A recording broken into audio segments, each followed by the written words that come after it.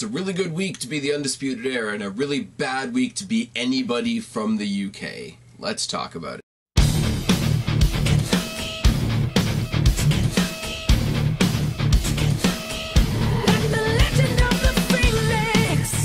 What's going on, everybody? It's your buddy, it's your pal Spaz Phoenix, the YWC Reality Check, here with your July 11th NXT review. But as you know, we've got to go through the house cleaning first. As you also know, myself and Kristen, one of my co-hosts for the pay-per-view Pick 'em, etc., which we're going to get talked to in a second, occasionally we do a movie review here and there, and we had every intention of doing a movie review for Avengers Infinity War.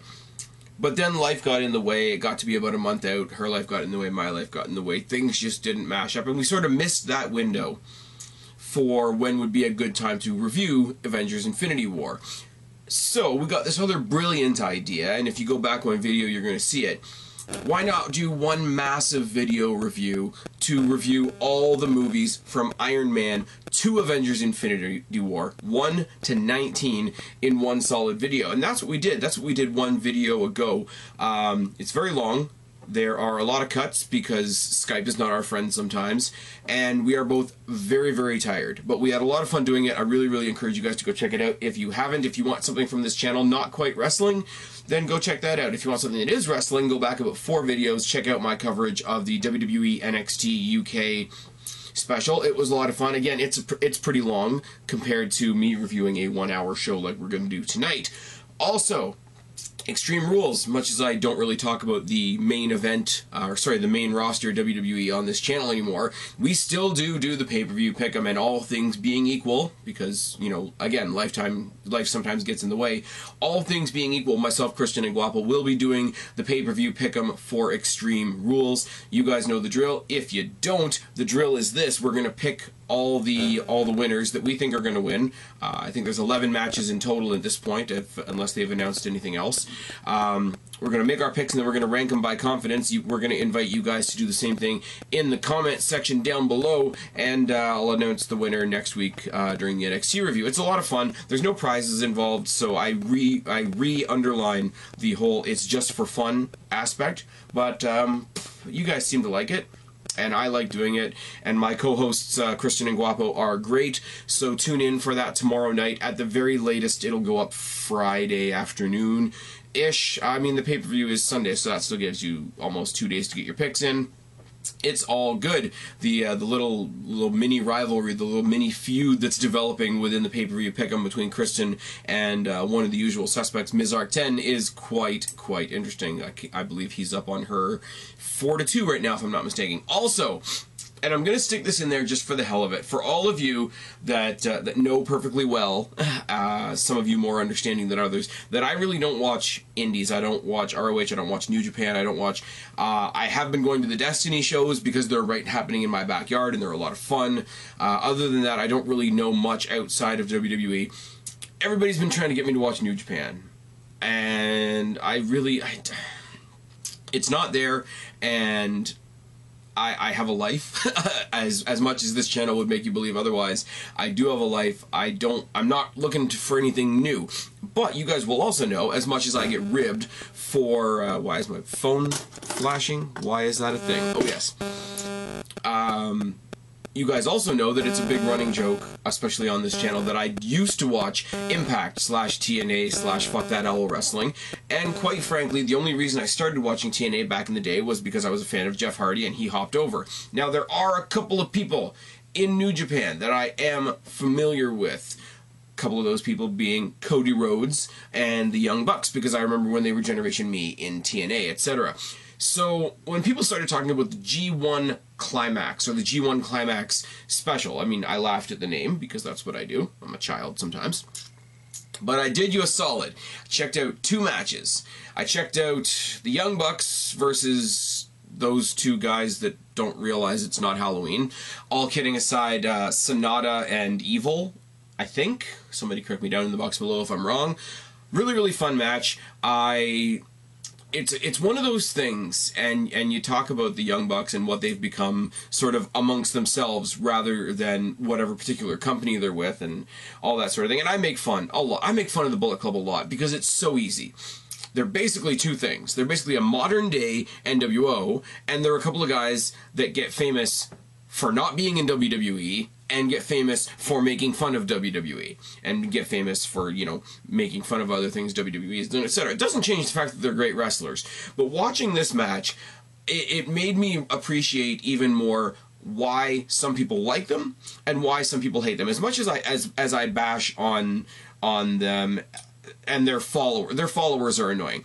As much as I bash on them, as much as I bash on the whole Bullet Club idea, I've never really come out and said that the Bullet Club are bad wrestlers or that the Young Bucks are bad wrestlers.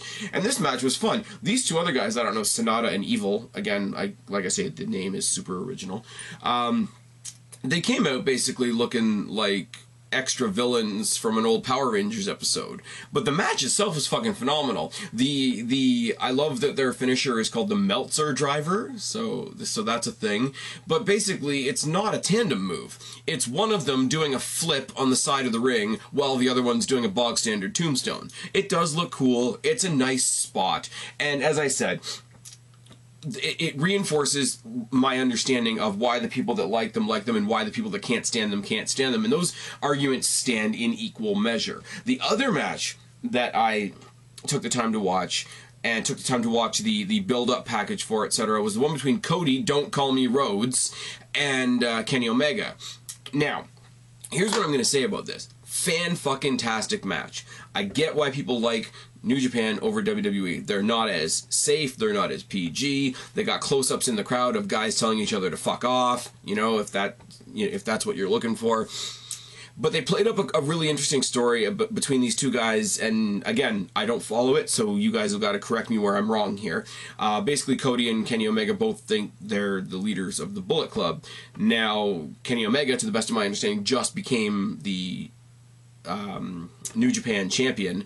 So that would make him the leader, and plus he's been there longer, and there's the elite stuff and whatever. But that being said, powerbomb that they did from inside the ring to outside the ring where the table didn't break, pretty fucking nasty spot. Apparently somewhere in the mix here, JR, who was on JR's commentary, I should say, was a lot of fun as well. I did enjoy this match. I did enjoy this match quite a bit. It was great. Kenny Omega won. I mean, I could be the dickhead that says, well, as long as he's got WWE guys like Cody Rhodes and Chris Jericho in there to make him look good. But in all seriousness, it was a good match. I did have a lot of fun. I'm glad I downloaded. I didn't watch the rest of the card. I'm not going to lie, because they're not guys that I know. They did the big story at the end, which has apparently been building for months. You know, the two guys that were just fighting got back together, and three other guys from the thing, I think it was like Haku and his kids, or some shit like that, Take Your Kids to Work Day, awesome.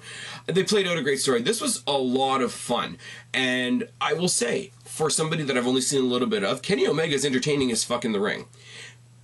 It's still strange to me, and I say the same thing about the Young Bucks, because the Young Bucks are entertaining too. They're great wrestlers. Kenny Omega's a great wrestler. I still don't see the godly way that some wrestling fans refer to Kenny Omega and refer to the Young Bucks. I mean, the Young Bucks are obnoxious, and I can appreciate obnoxious. And I think fans, if they look deep down inside themselves, are going to admit that a big part of the reason they love the Young Bucks and Kenny Omega and stuff like that is because they flipped the bird to WWE. That's fine. Outside of that, they're great entertaining wrestlers, the Young Bucks are, and great wrestler in Kenny Omega, who carries himself as a great champion from the little bit that I saw. Now, I will say, here's the thing, here's where I got to get back on the fans once again. I have to say, all these people that are like, A, you got to bring these guys over to WWE. WWE are so fucking stupid if they don't bring them to WWE. But those same fans saying, I hope they never go to WWE because WWE will ruin them. Now, first of all, if that's not hypocritical on its face, let me give you a little thought here. If you're saying that WWE will ruin them, you're kind of acknowledging that at least part of their appeal is the fact that they're not in WWE. Now, I'm not going to tell you who to cheer for and who not to cheer for. That's not my place. But if you're only cheering for somebody because they're not in a certain company, what are you going to do when they go to that company? WWE just got a fuck ton of money from Fox to do what they're doing. Eventually, everybody, you know, quote the $1 Million Man, everybody's got a price. Everybody's got a price. Eventually, there's a good possibility, and I don't know these guys' contract situations. I don't know the whole Japan thing. Japan lets them go do whatever they want to do, lets the Young Bucks do their own, like, Hot Topic thing and their YouTube thing and whatever. I don't understand how that contract situation works, and I won't pretend that I do.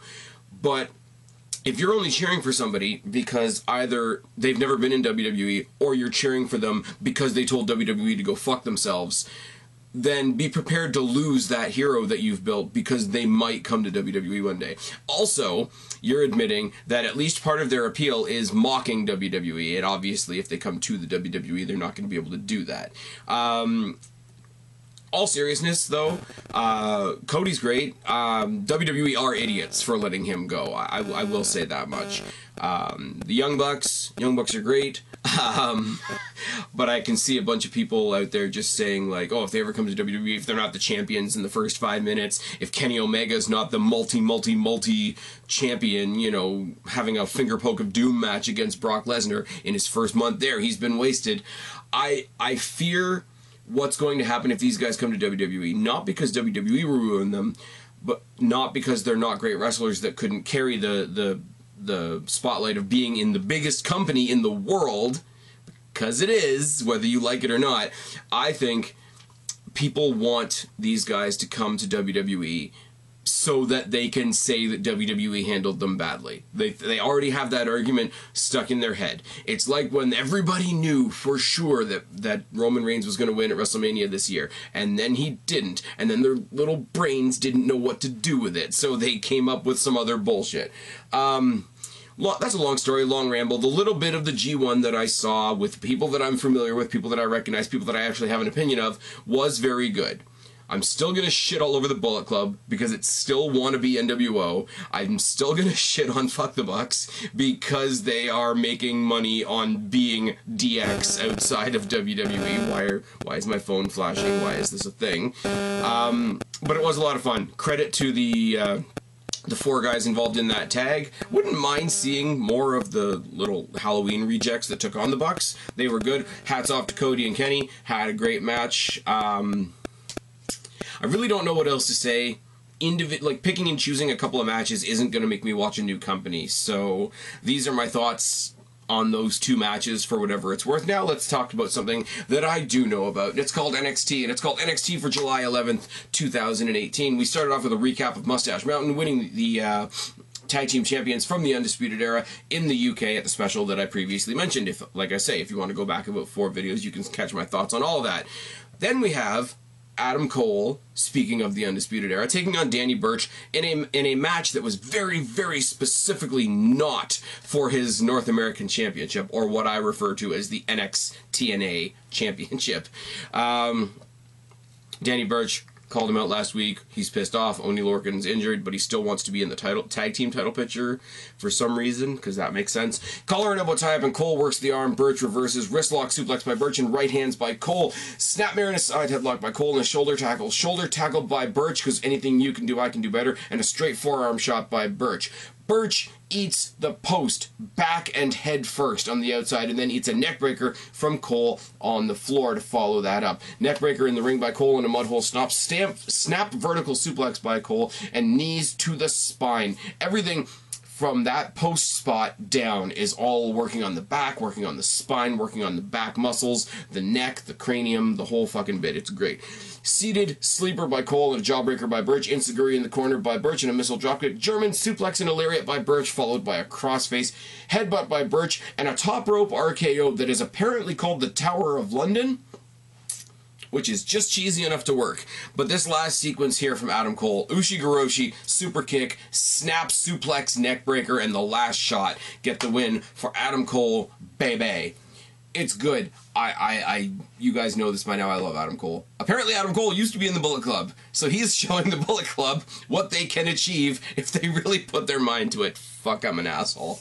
We see Candice LeRae in the back confronting Shayna Baszler about what she said about the entire women's division last week. It's kind of bad, and I'll say this once again. Shayna Baszler's promo and Bianca Belair's taped promo basically took shots at the same 3 people. Took shots at the Pirate, took shots at the crazy person, and took shots at the woman who should be home taking care of her husband. That is not as we're clearly going to see tonight, the whole division, because there's a lot more, but they both took the same. It was very weird.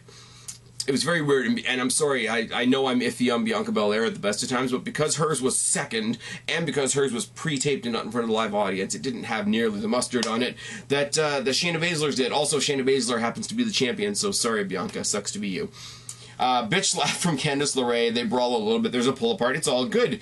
Shayna Baszler versus Candice LeRae, match I wouldn't mind seeing at all. Not necessarily on pay-per-view, but it could be a good match nonetheless. And we're back. Sorry about that, guys. Had to come try back a couple more times because I was having a lot of problems with my camera there. After we saw Candice LeRae confronting Shayna Baszler outside the arena, we saw Dakota Kai backstage also talking about Shayna Baszler, talking about how, yeah, she defeated me once, but she's going to see me again very soon. But then Lacey Evans drags the whole promo down. I won't bore you with what she said because it was garbage. Bottom line, we're going to see Lacey Evans versus Dakota Kai next week. If you guys are paying attention, you guys know where my loyalty is going to be in that match. Lacey Evans can really fuck off. Oh my god. Speaking of people that can fuck off, I wouldn't tell Vanessa Bourne to fuck off, but she does kind of look like a crackhead treasure troll and doesn't bring much more than that to the match. Let's be real for a second. Collar and elbow tie because she's facing Kairi Sane. Corner tackle by Bourne and Sane reverses. Front slam by Bourne. Dragon screw by Sane's ankle lock by Sane because I can read my writing, I swear. Samoan drop by Bianca Belair. Yeah, not Bianca Belair. Fuck me, it's Bourne. I can't read my writing to save my life tonight, guys. Corkscrew suplex by Bourne, which was decent. It's basically the same problems I have with Nia Jax. I'm bigger. I can throw you around. That is it. Can't sell for shit. She hangs Sane in the ropes for a bit. Bourne misses a second rope elbow, which just makes me laugh. Somersault neckbreaker by Sane was probably the best move of the match. Series of chops, head scissor, interceptor, baseball slide elbow, all by Sane. Back fist by Sane that you could hear echoing throughout the arena, as the cliche goes. Some really messed up Boston Crab submission for the win, though. She basically had her face down, pulled the legs back like you would for a Boston Crab, crossed them, and then arched her own back backwards. So it was an extreme version of a combination between a Boston Crab and a sharpshooter. I think they called it the anchor on commentary, which would work because of the whole pirate gimmick and whatever, and it's all good. Then Kairi Sane grabs the microphone and cuts a very breathless promo about Shayna Baszler because she's the topic of the night. I've beaten you before, referencing the Mae Young Classic, and I'm going to do it again and again and again and again. And she keeps saying it until she gets an again chant from the crowd. It's kind of like the crowd chanting one more match for somebody that's about to retire, but it was really, really good. I'm coming for my treasure, and my treasure is the NXT Women's Championship. Fucking wonderful. And then we get a breaking news bulletin from the office of William Regal that, in fact, next week we are going to have Kairi Sane versus Nikki Cross versus Candice LeRae versus Bianca Belair. Winner gets a shot at Shayna Baszler and the Women's Championship at TakeOver Brooklyn. And I'm sorry, for that four-way match alone, shut up and take my fucking money. Because it's not like before, where they would throw Peyton Royce or Billie Kay in there, and you knew that they weren't really going to get a shot, or they threw in, you know, always in a match like this, there's always a couple people there that you know are just filler. Legitimately, Kairi Sane's great, obviously. Nikki Cross has a special place in my fandom heart, you guys know that. Candice LeRae, newer, still getting used to what she does in the ring, but, you know, seeing her here, seeing what she's done in the Mae Young Classic, great. Bianca Belair, for all that I shit on her, and the writing team and the creative team and NXT as a whole and her all have a hand in the problems that I have with her. I think the gimmick is stupid. I think the hair whip thing is stupid. I mean, the EST, STD of NXT thing is stupid. None of that takes away from the fact that she's fantastic in the ring. It's one of those things where if Belair wins, then I know Baszler's winning at TakeOver. Kairi Sane, Nikki Cross, or Candice LeRae are all iffy if they go into TakeOver to take on Shayna Baszler, because I could see Candice LeRae winning, playing up a big story of, look, I've spent enough time worrying about my husband, it's time to get my career on track. That's great. Nikki Cross is one of the longest standing women in their division right now. She's batshit crazy. She didn't exactly lose, per se, to Shayna Baszler last time around. I could see her winning. And Kairi Sane, let's be real, WWE loves her. They handed her the Mae Young Classic on a silver platter, and well-deserved. I could see her finally getting her chance in the spotlight to shine. This match next week is going to be fucking great. I hope it's the main event. I really do. we're supposed to hear from Aleister Black about the match that he has in 2 weeks against Tommaso Ciampa. So we get that typical, okay, they finally got into the arena, even though this is a pre-taped show and they're all already there. And I don't get the they've just arrived shot. I really don't. We get him confronted by a very insane and sort of black-eyed Johnny Gargano, basically trying to say, like, you know what Ciampa is. He can't become champion. And Black's like, yeah, I know, I'm going to beat him, whatever. No. He can't become champion. And Black, sort of respectfully, he's like, I know you're interested in this match, but I think you need to worry about your own business and keep it away from mine type thing. Then he leaves Gargano. And then he walks in the door of the building, and he gets chomped by Ciampa in the back, as if karma, immediate karma for ignoring what Gargano had just said. Ciampa lays him out. I don't know what kind of room they're in. It looks sort of like a kitchen, sort of like a med area, but there is a stretcher there. He lifts him up on the stretcher, and then sort of Randy Orton style suspension DDTs him off the stretcher to the concrete floor, which was a nice little spot. So suffice it to say, we do not get any in-ring promo from Aleister Black this week, which is fine, because I like Aleister Black. I don't need him to cut a big long promo, though. I mean, Aleister Black at this point, because of how great he is in the ring, and my personal opinion of how he is on the mic, which isn't super great, I think you could do an Undertaker, less is more, better seen than heard type of gimmick with him, and I think it would suit him down to the ground. And I don't even think it would be a takeaway. I don't even think it would feel like... It wouldn't feel like somebody told him to shut up. It would feel like, okay, he's silent destroyer, or whatever metaphor you want to use. I think it would work. Goldberg didn't say very much, but that's a whole nother story for another day. Now, we have the main event. We have the Undisputed Era, represented by Kyle O'Reilly and Roderick Strong, taking on Mustache Mountain, represented by Tyler Bate, Trent Seven.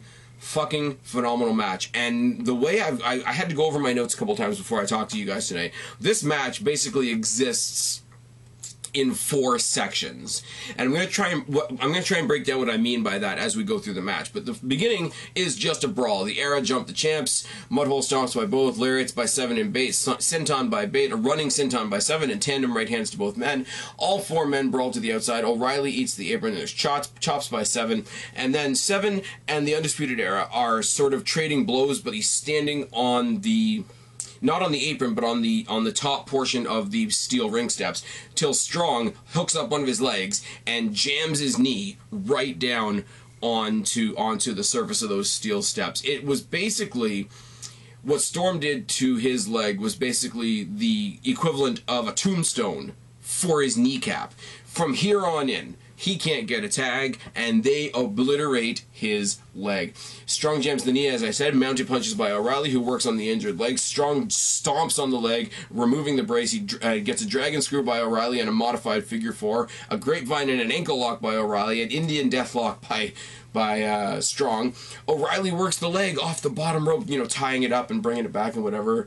O'Reilly, while Strong works on him, O'Reilly goes around the outside, blocks the tag by taking out Bate on the outside. Indian deathlock by Strong. Seven gets a rush of adrenaline. That almost rhymed, except it didn't. And hits a DDT, goes for the tag a second time, but O'Reilly is back around again, blocking the tag for a second time, taking out Bate on the outside once again. Heel hook by O'Reilly, but Seven escapes. Seven gets the hot tag to Bate. And after the hot tag, Seven is on the outside with the medical staff for the next long bit, while Bate basically carries the weight of the whole match for his team. Hot tag to Bate, who has chops and kicks and uppercuts for everybody. Standing star press by Bate, which is always fucking great. Airplane spin. Backpack sleeper by O'Reilly, and exploder by Bate. Bate slams, I can't read my own writing. Bate slams Strong into O'Reilly and then hits him with a back suplex. Boot by Strong, Insiguri. Tyler driver by Bate, which is another cool little move. They don't pull it out too many times in a match, which is really, really good. Half Nelson backbreaker by Strong, boot by O'Reilly, brainbuster by O'Reilly, and a high knee by Strong. Seven muscles his way back up. And, machismo over brains here. He tags in on the back of Bate, who's getting his ass handed to him, let's be fair. But he tags in. He basically tries to take on the Undisputed Era on one leg, which isn't smart. He's got chops for everybody, and a lariat and a chop block by Strong takes him down, and Strong puts him in what they call the Strong clutch, which is a inverted standing figure 4 thing. That's all I got. But here's where it all goes. Here's where it all goes awry, and here's where I sunk my teeth into this match. And sort of, I won't lie to you, like, because this is where we're at on my notes. This is where I stopped writing notes. But basically, Seven is down. He's just gotten out of whatever the last thing was, the strong clutch. He's face down on the mat. O'Reilly goes to the top rope, hits a knee drop on the back of Seven's injured knee. And the way he lands in such a way that it looks like he hurt himself with the damage. So if you can imagine, your kneecap is hard. You can hit it and you can hurt it, but it's hard. The back of your knee is all soft. It's a cringeworthy moment. And then O'Reilly puts him in a leg lock, and it just...